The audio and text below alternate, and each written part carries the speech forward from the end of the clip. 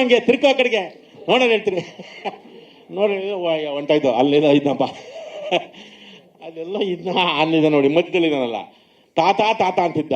ಇವಾಗ ನೀನು ತಾತ ಅಂದ್ರೆ ಬರ್ಸ್ಬಿಡ್ತೀನಿ ಹಂಗೆ ಅಷ್ಟೇ. ಇವಾಗ ನಿನ್ನ ತಮ್ಮನ ಥರ ಆಗವನು. ಇವಾಗ ಟೈಮ್ ಲೆಕ್ಕ ಹಾಕೊಳ್ಳಿ, 2000 ಕರೋನಾ ಇದನ್ನೇ ಮುಂದೆ ಆಗಿತ್ತೇನಲ್ಲ. ಹಾಂ, ಅಯ್ಯೋ ಕರೆಕ್ಟು, ಅದ್ರದ್ದು ಕತೆ 19 ಹೌದು. ನನಗೆ ಪಾಪ ನಮಗೆ ರಾಜ್ಕುಮಾರ್ ಸ್ಕಿನು ಹೊಸಬ್ರೆ, ನಮ್ಮ ಹೊಯ್ಸಳವರು ಹೊಸಬ್ರೆ. ಈ ರಂಗ ಓಕೆ, ನಾವೆಲ್ಲ ರಂಗದವ್ರೆ.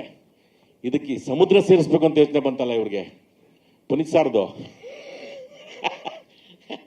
ಅದನ್ನ ಈ ಸಮುದ್ರ ಹೆಂಗೆ ಸೇರಿಸೋದು ನಾವೀಗ? ಆ ವಿಚಾರಕ್ಕೆ ನೋಡಿ, ನಾವು ಬೇಕಾದ್ರೆ ಒಂದು ಸಣ್ಣದಾಗಿ ಹೇಳ್ಬೋದು ಅಂತಂದರೆ, ಅಪ್ಪು ಸರ್ ಒಂದು ಸಲ ನಂಗೆ ಫೋನ್ ಮಾಡಿದ್ರು. ಅವಾಗ ಜೇಮ್ಸ್ ಶೂಟಿಂಗಲ್ಲಿದ್ದೆ. ಅದು ಮೋಸ್ಟ್ಲಿ ನನಗೆ 27-26 ಇರಬೇಕು. ಯಾವುದೋ ಊರಿಗೆ ಹೋಗ್ತಿದ್ದೆ.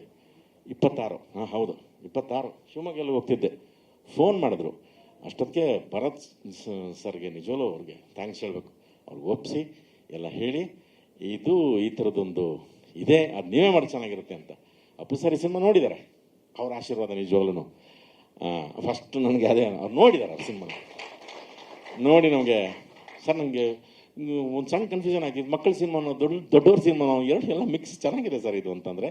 ಆಮೇಲೆ ನನಗೆ ನಂದು ಏನು ಹೇಳಿ ಅಂತಂದರು, ಈಗ ಒಂದು ಶಿಕ್ಷಣದ್ದು ಎಲ್ಲರ ಮಕ್ಕಳೆಲ್ಲ ಕಲಿಬೇಕು, ಅದನ್ನು ಬಿಡಬೇಡಿ.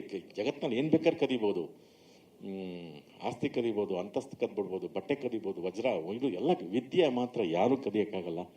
ಅದು ನಿಮ್ಮೊಂದಿಗೆ ಸದಾ ಇರಲಿ ಅನ್ನೋ ಒಂದು ಇದೆ ಸರ್. ಮಕ್ಕಳಿಗೊಂದು ಅವನು ಯಾವುದೋ ಒಂದು ಹೊಂದಿರ್ತಾನೆ, ನೀನು ಕಾರ್ ಕೊಡ್ತೀನಿ, ನಿಂಗೆ ನಿನ್ನ ಕಾರ್ ಕೊಡಬೇಕು ಅಂತಂದರೆ ನೀನು ಫಸ್ಟ್ ರ್ಯಾಂಕ್ ಬರಬೇಕು, ಅಥವಾ ಇಲ್ಲ ನೀನು ಫಸ್ಟ್ ಬರಬೇಕು ಸ್ಕೂಲ್ಗೆ ಅಂತಂದ್ರೆ ನಾನು ಕಾರ್ ಕೊಡ್ತೀನಿ ಅಂತ ಹೇಳೋ ನನಗೆ ಮೋಟಿವೇಟ್ ಮಾಡಿ ಕಳಿಸಿರ್ತಾರೆ.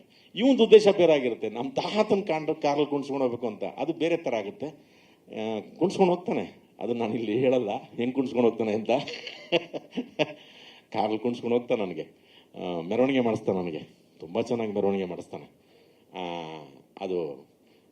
ಅದನ್ನು ಒಂದು ರೀತಿ ಒಳ್ಳೆ ಮೆರವಣಿಗೆನೇ ಅದು. ಆ ಥರದೊಂದು ಮೆರವಣಿಗೆ ಆಗುತ್ತೆ, ಎಲ್ಲರಿಗೂ ಅದೊಂಥ ಕಾಡುವಂಥ ಒಂದು ಮೆರವಣಿಗೆ. ಅದನ್ನು ಚೆನ್ನಾಗಿ ಮಾಡ್ಕೊಂಡಿದ್ದಾರೆ. ಅಪ್ಪು ಸರ್ ಅವಾಗ ಕೇಳಿದಾಗ, ಹೌದು ಹಾಂ ಸರಿ ಆಯ್ತು, ನನಗೆ ಭರತ್ ಅವರು ನನಗೆ ಕಳಿಸ್ಕೊಟ್ರು ಅಂತ ಹೇಳಿದ್ರು. ಭರತ್ ಸರ್ ಥ್ಯಾಂಕ್ ಯು ತುಂಬ ಥ್ಯಾಂಕ್ ಯು. ಯಾಕೆಂದರೆ ಅವರು ತುಂಬ ಇಷ್ಟಪಟ್ಟು ಆಯ್ತು ನಾನು ಅದನ್ನು ಮಾಡ್ತೀನಿ ಅಂದ್ಬಿಟ್ಟು 5ನೇ ತಾರೀಕು ಡೇಟ್ ಕೊಡ್ತಾರೆ ನೋಡಿ. 26ಕ್ಕೆ ಮಾತಾಡಿ 29ಕ್ಕೆ ಹಂಗಾಗುತ್ತೆ. ನಾನು ಸರ್ 5ನೇ ತಾರೀಕು ಇಲ್ಲ 6ನೇ ತಾರೀಕು ಮಾಡ್ತೀನಿ ಅಂತಂದೆ. ಮಾಡಿ ಸರ್, ನಾನು ಬರ್ತೀನಿ ಅವತ್ತು ಅಂತ ಅಂದ್ಕೊಂಡ್ವಿ.